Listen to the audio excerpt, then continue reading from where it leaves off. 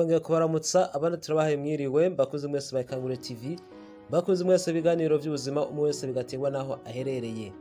Uno munsi twiga uko igitsina gabo cubatse n'ingene benshi bakunze kuconona na cyane cyane bikabaviramo ingaruka mbi zifatiye ku kurangura amabanga yabubatse.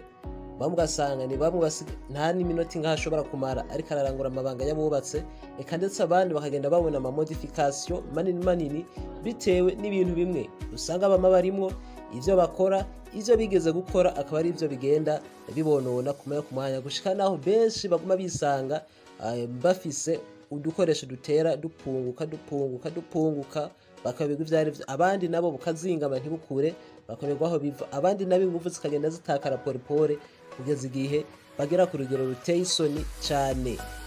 Duje kongera kandi turabera hamwe n'ingene bategura uno muti uza gufasha kandi igitsina gabo gifise ibibazo haba kubijanye n'ingano yaco ubuto hamwe n'ikijanye n'ingufu kugira ngo umuntu yongere abe muzima agire ingufu kandi agire n'ingano yuzuye areke kwitinya na cyane cyane iyo ariko arangura amabanga yabubatse. Igitsina gabo rero kigizwe n'imitsi minini kikagira kandi n'udutsi duto nkuko mubibona ngaha nyene kwifoto nabahaye muze kureba neza tuno dutsi duto utu dutsi rero nitwo dutuma igitsina gabo kivyimba neza gikura kandi kikagira inguvu.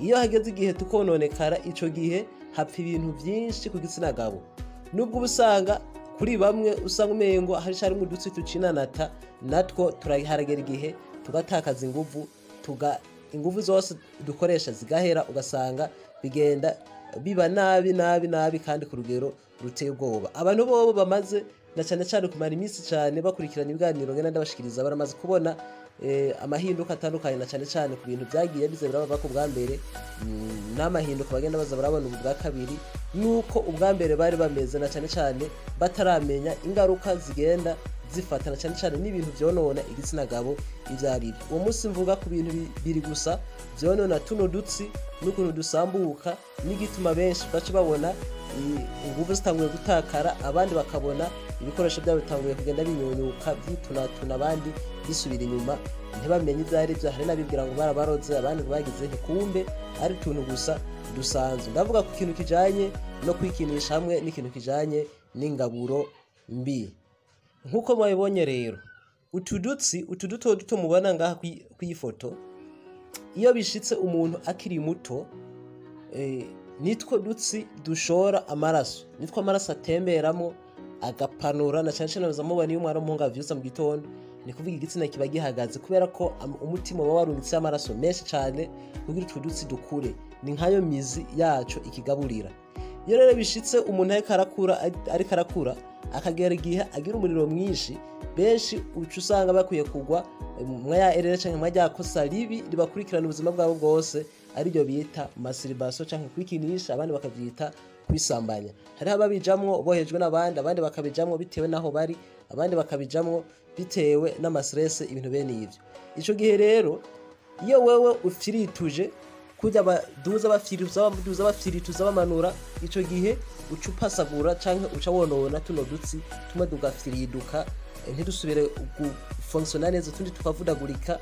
Hari nabo nzanumva bambwira ko bowe igihe bimasiriba wasanga bavana amaraso benshi ntibamenye nahari karava ayo maraso. Ico gihe rero wewe iyo uziko bishitse ukagwa mw'iryo kosa canke mwico cago cyo kwikinisha ni kuvuga ntihanononekara gusa utudutsi twa hejuru dushora amaraso ahubwo harononekara no mu gihimbi indani hariyo kandi ibindi bintu vyononekara ari navyo bituma iki kibazo kikugumako benshi bakagenda bayoberwa n'ivyari byo kikazobagumako igihe kirekire. Iyo rero bishitse wewe ukikinisha canke ukonona tuno dutsi igitsina gihagararako ni hahandi utangura kubona ubwo nyene kubera ko amaraso aba atagishika mu gitsina neza gisha gitangura gutakaza inguvu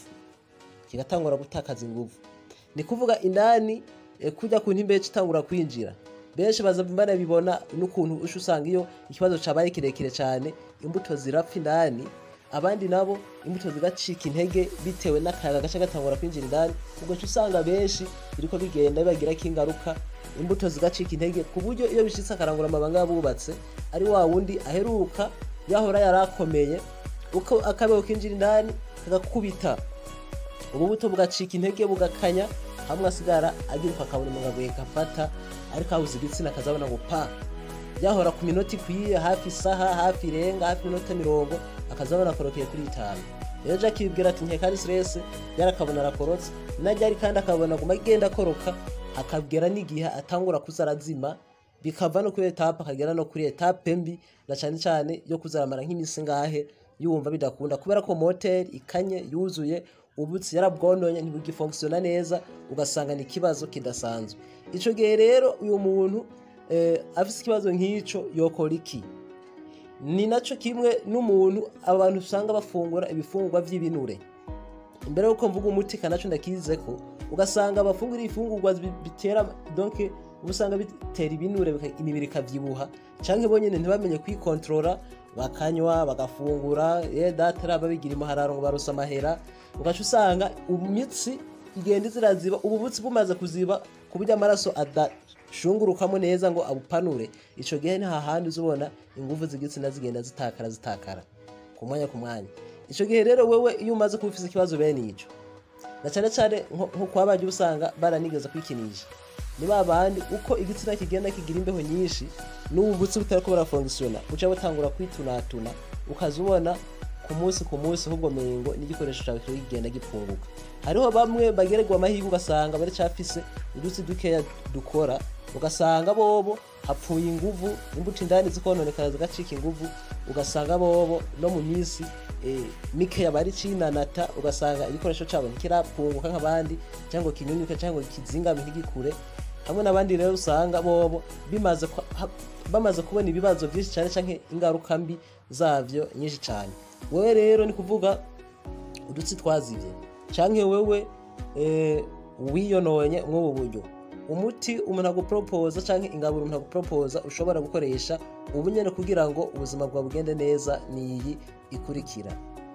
Iyi miti rero ikabigizwe n'ibintu bitareze bitatu gusa akaba ari navyo ngiye kubabwira nuko babikoresha. Bashasha muce mwabonesha abasanzwe nabo bakurikirana ibiganiro bya Ikangura TV muce mu partage hirya no hino kugira ngo bifashe benshi cyane. Ni kuvuga turabona ico bita inkere ari naco bita framboisier mu rurimi rw'igifaransa. Inkeri rero ni kuvuga zo gukoresha ubwo ivyamwa by'inkeri na cyane inkeri zijya zo mu impangu izi nkeri zishamba murabona ko zimeze. Hanyuma hagacabaho kandi na tangawizi tuza kuvanga n'ifu ya petit cola iyo mubona ngaha. Uti rero ivyo ubikora gute ubicanga gute? Urafata inkeri kijya giti c'inkeri ukimba ibyamizi yaco maze kuyimba ugacuyanika ikuma ugasekura ukayungurura ugakuramo ifu. Hanyuma ugaca ufata na petit cola. Ubu petit cola abantu babukeneye barashobora nko kuja kubaza mu masoko atandukanye na cyane nko kwa Siyoni rimwe na rimwe iyo abakongomani babashoye barakunda kuboneka canke bakabaza ku ma réseaux sociaux naho nyene birakunda kuboneka. Ugaca kandi usekura na tangawizi donc ifu ya tangawizi yumye ijya poudre ya tangawizi. Uko rero uca ubikoresha nukukurikira urafata ibyiko 4 canke 5 bivana n'ikikuri gukoresha uko kingana by'ifu y'imizi y'inkeri. Ugaca ufata n'ibiyiko 4 by'ifu ya tangawizi. Ugaca ufata n'ibiyiko 4 by'ifu ya petit cola canke poudre ya petit cola. Ugaca uvanga neza mu mazi ashushe ushiramo donc urashusha amazi angana n'ilitiro ugaca ushiramo ivyo biko byose ugaca uvanga neza ubabara umuti uri concentré neza. Ugaca ufata inkeri ushaka kugira bihindure irangi bisa nka kujya mwabonye ugakanyiramwo inkeri donc burya bufurwi bwazo canke ibya vyamo byazo ugakanyiramo bica bihindura isura ugasanga bisa kuriya canke ugasanga bigomba gutukura kugira ubinywe bitera akayabago. Ico gihe rero wowe uca ufata iyo litiro ukayinywa mu minsi 2 ni kuvuga karobo mu gitondo akarobo no ku mugoroba ukabigira uko. Ikintu cambere cihutirwa uca ubanza ubahagarika ibintu byo gufungura ibi vy'amata n'inzoga n'itabi kugira ngo umubiri ubanze ukoze wakira umuti neza maze ufunctione neza.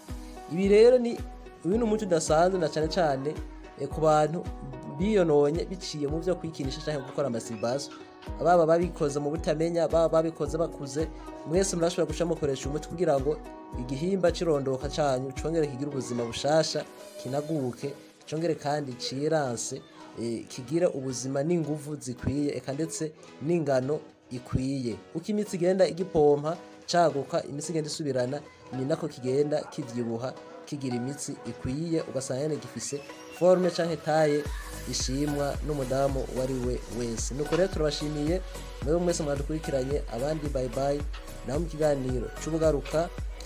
Bajya nabo usanga bakeneye imiti iteguwe na cyane cyane imiti y'inguvu, ni kuvuga barashobora guca batwakura kwa zijya nimero bagasaba ubufasha butandukanye, haba kwiza indwara eka ndetse no ku zindi ndwara. Nuko murakoze muhanahana ikiganiro, tuzosubira inyuma ya weekend. Mugire weekend nziza nubwo mwese, abandi mugire indwi nziza, nakagaruka.